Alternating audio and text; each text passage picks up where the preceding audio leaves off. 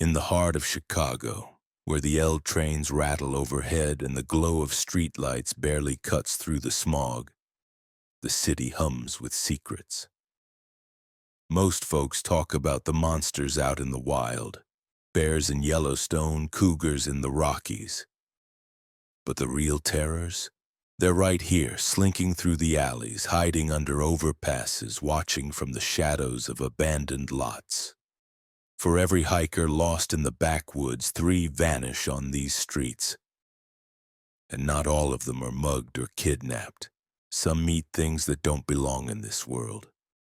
Ask the people who live on the margins, the homeless guy muttering on Michigan Avenue, the woman pushing a cart down Clark Street.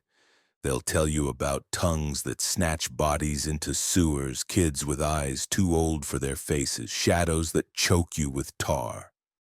Most call them crazy, but they're not. They've seen the truth. And it's getting worse. This is the story of Amelia Meager, a girl whose name was on every TV screen in the city. 16, blonde, blue-eyed, the kind of face that stops traffic when it's plastered on a missing poster. She disappeared from a loop street one Tuesday night, right outside a Starbucks buzzing with late-night commuters. No trace, no witnesses, just gone. Her parents begged on the evening news. Her picture haunted billboards, and Chicago held its breath. A week dragged by, hope fading like a cigarette's ember. It was a muggy August night when Mike Carter, a bartender at a dive bar off Wabash, stumbled into the dark heart of this nightmare. Mike was 24, cocky, with a buzz from too many whiskeys and a bruised ego after striking out with a girl at closing time. The streets were quiet, the kind of quiet that makes your skin crawl, like the city's holding its breath. He cut through a shortcut under the I-90 overpass, the concrete looming above like a tombstone. The air smelled of piss and diesel, and the only sound was the distant screech of a train. Then a voice, soft, trembling, a woman's. "Help me!" It came from the shadows under the overpass where the streetlights didn't reach. Mike stopped dead, his heart kicking up a notch. At 2 a.m., you don't answer random calls in Chicago's underbelly. But this voice, it was scared, desperate, and Mike, half drunk and half horny, couldn't resist playing hero. "Who's there?" he called, peering into the dark. The overpass swallowed his voice, the echo twisting into something hollow. Nothing moved, but the air felt heavier, like it was pressing down on him. "I'm lost," the voice answered closer now. It was off, though, too flat, like someone reading a script they didn't understand. Mike's gut churned, but he stepped closer, his sneakers crunching on broken glass.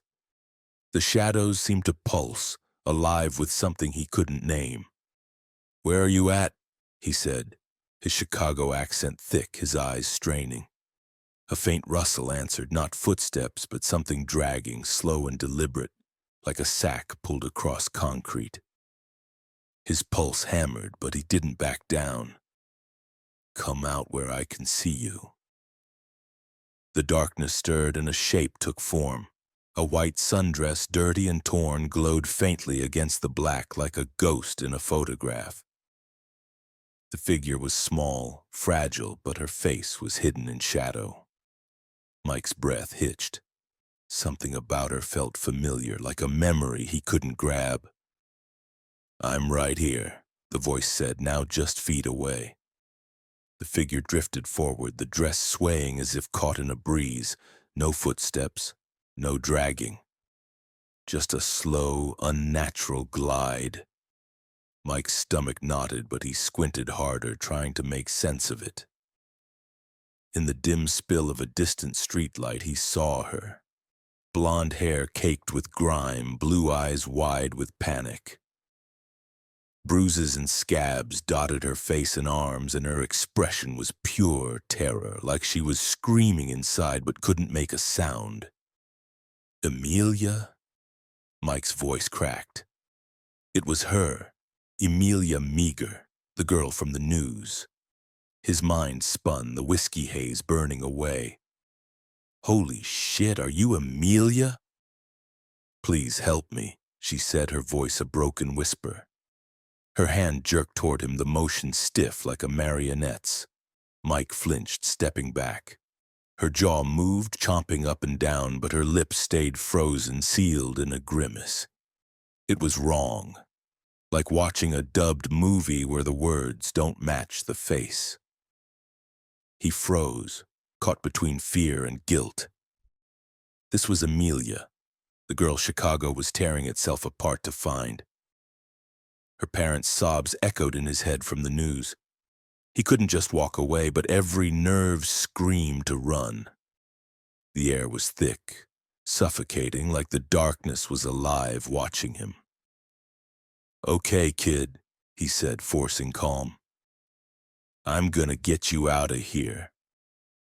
He stepped forward, reaching for her hand, his fingers brushing the edge of the shadow.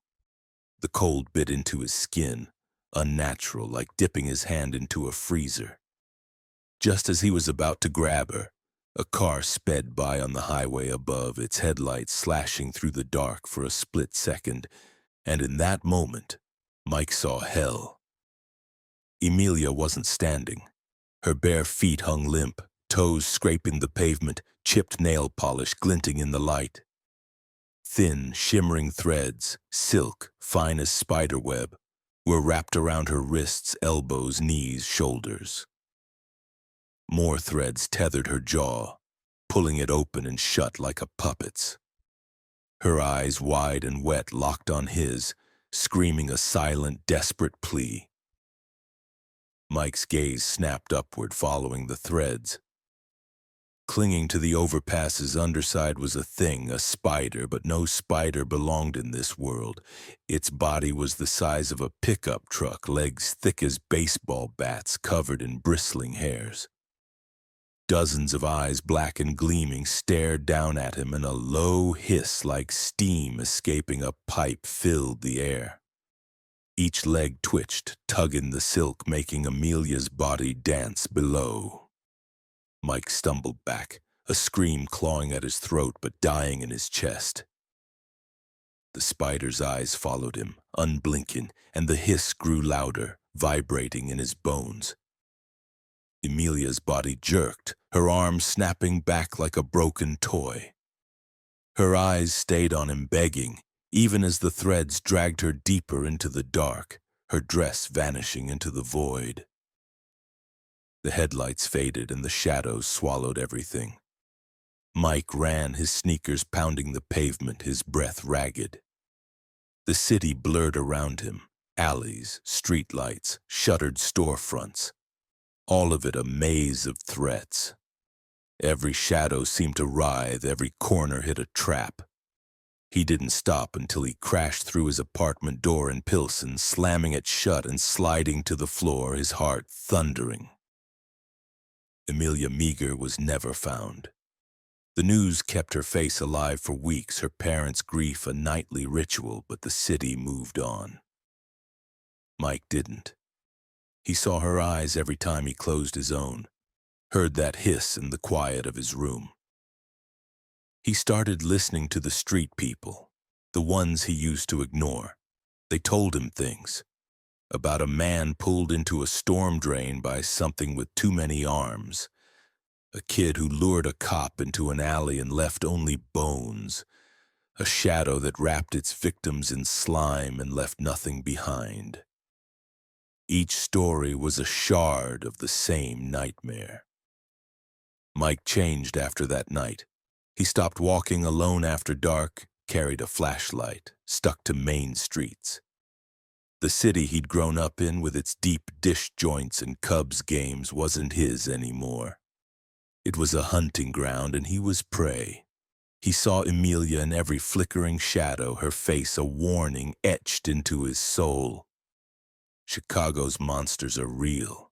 They wear human skin, mimic voices, hide in the places you pass every day. The subway platform, the empty lot, the alley behind your favorite bar. They're patient, hungry, and they know you. So keep your eyes sharp, your steps quick. Ignore the whispers and you might end up like Emilia, a puppet broken and screaming in a city that never sleeps but always feeds.